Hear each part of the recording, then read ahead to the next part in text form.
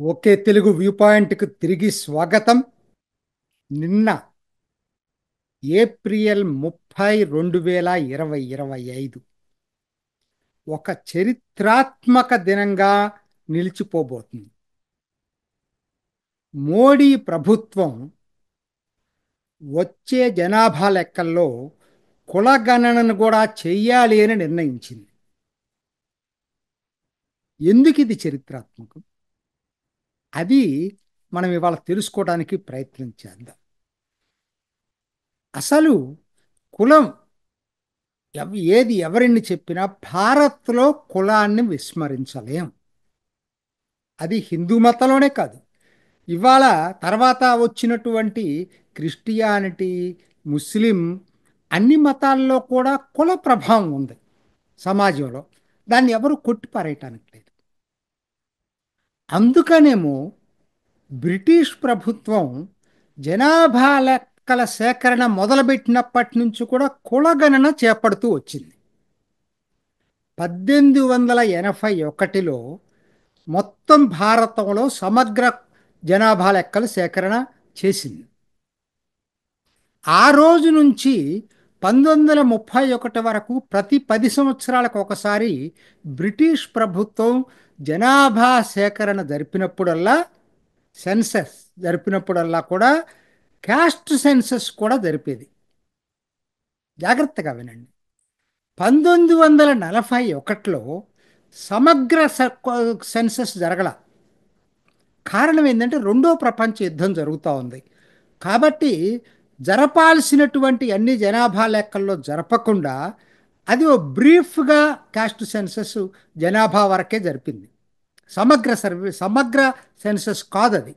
అంటే బ్రిటిష్ ప్రభుత్వం జనాభా లెక్కలు మొదలుపెట్టినప్పటి నుంచి కూడా కాస్ట్ సర్వే అనేది అందుట్లో భాగాన్ని చేసింది.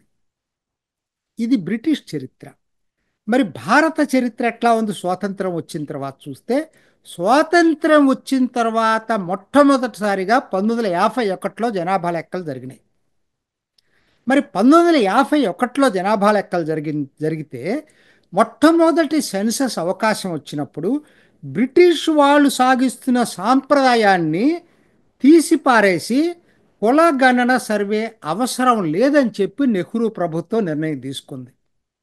కాబట్టి కులగణని ఆపింది ఎవరండి? రాహుల్ గాంధీ దీనికి ఆన్సర్ చెప్పాలా ఫస్ట్.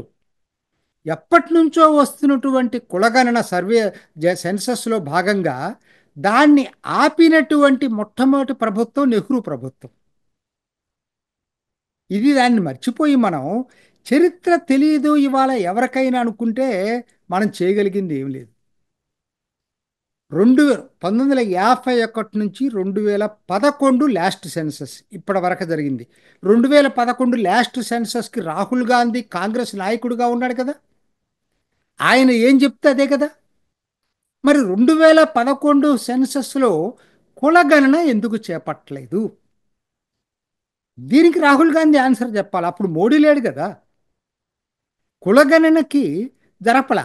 తర్వాత అందరి ఒత్తిడితోటి సర్వే అని జరిపారు. సోషియో ఎకనమిక్ క్యాస్ట్ సర్వే అని జరిపారు. సర్వే అది సెన్సస్లో భాగం కాదు, అది మర్చిపోవద్దు. కాబట్టి కాంగ్రెస్సు ఎక్కువ కాలం జనాభా లెక్కలు సేకరించిన టైంలో ఉన్న ప్రభుత్వం అది ఏ రోజు కులగణన జరపలేదు. బ్రిటిష్ వాళ్ళు వస్తున్న సాంప్రదాయాన్ని దానిని కొనసాగించని ప్రభుత్వం ఏదైనా ఉందంటే అది నెహ్రూ ప్రభుత్వం. నెహ్రూ కానీ, ఇందిరాగాంధీ కానీ, రాజీవ్ గాంధీ కానీ, ఎవరైనా సరే కాంగ్రెస్ ప్రభుత్వాలు ఏవి కూడా కులగణనని చేపట్ల. మోడీని ఎందుకు బ్లేమ్ చేస్తారని నాకు అర్థం కాదు. మోడీ వచ్చింది 2014లో. 2014 తర్వాత ఏ రోజైనా కులగణన జరిగిందా? కులగణన కదా, సరే సెన్సస్ జరిగిందా? జనాభా జరపాల్సిన టైంలో 2021లో కోవిడ్ తోటి అది వాయిదా పడింది. కాబట్టి అది జరగబోతుంది, ఇంకా జరగలేదు అది. సో కాబట్టి మోడీ క్రెడెన్షియల్స్ టెస్ట్ చేయడానికి ఇంతవరకు ఎప్పుడన్నా సెన్సస్ జరిగి ఆయన క్యాస్ట్ సర్వే జరిపి ఉండకపోతే సాంప్రదాయానికి భిన్నంగా, ఎందుకు సాంప్రదాయానికి భిన్నంగా అంటే 51 నుంచి జరిగిన ఏ సర్వేలోనూ క్యాస్ట్ సర్వే క్యాస్ట్ సెన్సస్ చేపట్ల. రెండోది ఇంకొకటి వద్దాం. అసలు అసలు మోడీ వచ్చిన కాడి నుంచి కూడా ఏ రోజైనా క్యాస్ట్ సెన్సస్ జరపటానికి లేదని చెప్పాడా? ఎక్కడైనా రికార్డ్ చూడండి. క్యాస్ట్ సెన్సస్ మేము జరపమని ఏ రోజు చెప్పాల. He's with open mind. కాకపోతే ఆయన మొదటి నుంచి చెప్పేది ఒకటే, దీన్ని అడ్డం పెట్టుకుని రాజకీయ లబ్ధికి, రాజకీయ ప్రయోజనానికి, సమాజాన్ని విడగొట్టడానికి ఉపయోగించుకోవద్దు, దుర్వినియోగం చేయొద్దు. కుల గణనని దేనికి ఉపయోగించాలి? దాంట్లో వచ్చేటువంటి ఆ సర్వే ఫలితాలను బట్టి అట్టడుగు వర్గాల్లో ఎవరికైనా ఇప్పుడు సోషియో ఎకనామిక్ దీంట్లో ఆస్పెక్ట్స్లో మీకు కనుక వాళ్ళు వెనకబాటుతనం ఉన్నట్టయితే వాళ్ళకి ప్రత్యేకమైన నిధులు ఇచ్చి దాన్ని అభివృద్ధి చేయటానికి ఉపయోగించండి అని చెప్తున్నాడు ఆయన. రిజర్వేషన్లు ఒక్కటే కాదండి సర్వే అంటే, అభివృద్ధి ఫలాలు వాళ్ళకి చేరాలి. అందులో ఒకటి రిజర్వేషన్.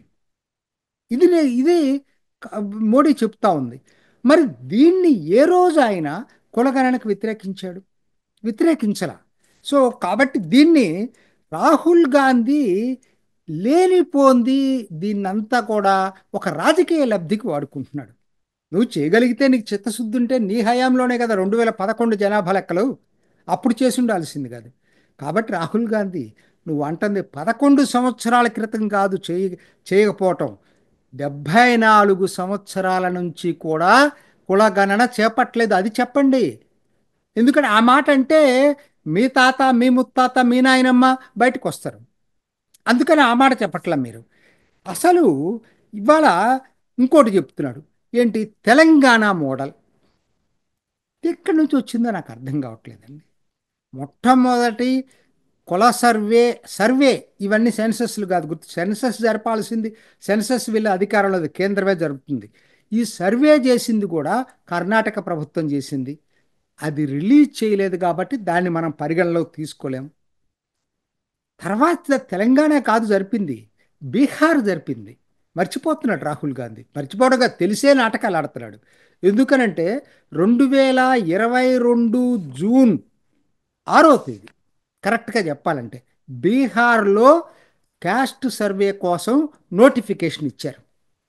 అప్పుడు ఏ ప్రభుత్వం ఉందండి? సరే, నితీష్ కుమార్ ఎప్పుడు కంటిన్యూ అవుతున్నాడు, అది వేరే విషయం. ఆ రోజుకు ఉన్న ప్రభుత్వం ఎన్డీఏ ప్రభుత్వం, అది మర్చిపోతున్నారు మీరు.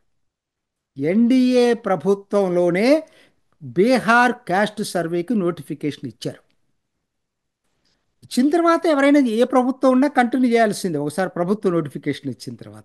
సో జరిగింది తెలంగాణ మోడల్, తెలంగాణ మోడల్ అంటున్నాడు.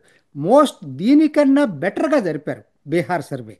దాంట్లో కూడా లోపాలు ఉన్నాయి. సర్వే అంటే ఇప్పుడు లోపాలు ఉంటుంది. సెన్సస్ అంత సమగ్రంగా ఎప్పుడు సర్వే ఉండదండి, అది పక్కన పెట్టేసేయండి. ఇంకా వాళ్ళు బెటర్గా జరిపారు, మోర్ ట్రాన్స్పరెంట్గా జరిపారు తెలంగాణ కన్నా కూడా. తెలంగాణలో అన్ని లొసుగులే. ఎంతమంది బీసీ సంఘాలు గొడవలు చేస్తున్నాయి, సర్వేలో అసలు సమగ్రంగా లేదనేది ప్రతి వాళ్ళు చెప్తున్నటువంటిది. కాబట్టి మోడల్ చెప్పాల్సి వస్తే తెలంగాణ కాదు, బీహార్ని తీసుకోండి కొంతవరకు. అది చెప్పాల్సి వస్తే ఎన్డీఏ ప్రభుత్వం కదా నోటిఫై చేసింది. అందుకని రాజకీయ కోణంలో తెలంగాణ మోడల్, తెలంగాణ మోడల్ అని చెప్పి రాహుల్ గాంధీ చెప్తా ఉన్నాడు. అన్నీ అబద్ధాలే. చెప్పే దాంట్లో ఒక్కటి ఫ్యాక్ట్స్ని బట్టి గణాంకాలు తీసుకోవాలి కదా, చరిత్రగా చెప్పాలి కదా. ఈ మీరు 24లో, వాళ్ళది 2022లో, ఎక్కడ పోలిక అసలు రెండిటికి? మీరు ఏదైనా జరిపితే ఏంటంటే ఇది తర్వాత మీకు మీకు అసలు చిత్తశుద్ధి ఎక్కడ ఉందండి? ఎక్కడ చిత్తశుద్ధి ఉందని నేను అడుగుతున్నాను. మీరు తెలంగాణ మోడల్ అంటున్నారు కదా, తెలంగాణ సీఎంని ఎవరిని చేశారు? మీరు తీసుకొచ్చిన క్యాస్ట్ సర్వే ప్రకారమే మెజారిటీ జనం బీసీలు తెలంగాణలో. మరి ముఖ్యమంత్రిని ఎవరిని చేశారు? మరి ఓసీలను చేశారు కదా మీరు. మీకు చిత్తశుద్ధి ఎక్కడుంది? క్యాబినెట్లో ఉన్న మెజారిటీ బీసీలు ఉన్నారా? అక్కడ కూడా ఓసీలే ఉన్నారు కదా మెజారిటీ. ఎక్కడ రాహుల్ గాంధీ మీ చిత్తశుద్ధి? ఎక్కడి నుంచి మీరు ఈ మాటలు చెప్తున్నారో నాకు చెప్పాలి. ముందు మీరు ఆచరించి చూపించండి. ముందు తెలంగాణలో ఆచరించి చూపించండి. అప్పుడు దేశానికి రోల్ మోడల్గా చెప్పండి. కులగణన జరపంగానే రోల్ మోడల్ కాదు, అమలు చేయటం అంత తేలిక కాదు. మీరు క్యాస్ట్ సెన్సస్ తర్వాత బడ్జెట్ మీరు ఏదన్నా వాళ్ళకి అందుట్లో అట్టడుగు వర్గాల వరకు ఆ క్యాస్ట్ సెన్సస్ ప్రకారంగా వాళ్ళకేమన్నా మీరు క్యాస్ట్ సర్వే ప్రకారంగా వాళ్ళకేమన్నా మీరు అభివృద్ధి ఫలాలు ఎగుస్ట్రా ఇచ్చారా? చెప్పండి. అది దాని లెక్క చిత్తశుద్ధి అంటే. క్యాబినెట్లో బీసీలకు ఎక్కువ మందికి ఇచ్చారా? ముఖ్యమంత్రిని బీసీని చేశారా? మెజారిటీ బీసీలు కదా. మరి ఇవన్నీ ఏమి లేకుండా మోడీ మేమే తీసుకొచ్చాం, మేమే మోడల్. మీ మోడల్ అసలు ఎట్లా బీహార్ తీసుకొచ్చిన తర్వాత మీరు ఎట్లా మోడల్ అవుతారు? నంబర్ వన్ అది తప్పు. మీరు మీ ప్రభుత్వం ఉన్నప్పుడు కూడా మీ చిత్తశుద్ధితోటి బీసీలకు అధికారం అప్పచెప్పలేదు తెలంగాణలో. మెజారిటీ బీసీలు ఇక్కడ. అది మనం మర్చిపోవద్దు. సో ఏదైనా ఇవాళ చరిత్ర సృష్టించింది మీరు కాదు, చరిత్ర సృష్టించింది మోడీ. ఇదే కాదండి, మహిళల రిజర్వేషన్ బిల్లు తీసుకొచ్చాడు. మీ హయాంలో ఎప్పుడు సాధ్యం కాంది మోడీ తీసుకొచ్చాడు. బీసీ కమిషన్కి చట్టబద్ధత కల్పించింది మోడీ. ఇవాళ చరిత్రను నిలిచిపోయే విధంగా సెన్సస్లో కులగణన చేర్చింది కూడా మోడీ. మోడీ చరితార్థుడు. రాహుల్ గాంధీ, మీకు ఏదైనా కొంత ఫలం దక్కాలంటే ముందు మీరు తెలంగాణలో అమలు చేసి చూపించండి. అప్పుడు కనీసం మీరు మిగతా రాష్ట్రాలకు చెప్పటానికి అవకాశం ఉంటుంది. అబద్ధాల మీద చరిత్రని నిర్మించలేం రాహుల్ గాంధీ. ఇది తెలుసుకుంటే ఎంత బెటర్గా తెలుసుకోగలిగితే అంత మంచిది. ఇది ఈనాటి ఓకే తెలుగు వ్యూ పాయింట్. మరొక ఎపిసోడ్లో మళ్ళీ కలుసుకుందాం. నమస్తే.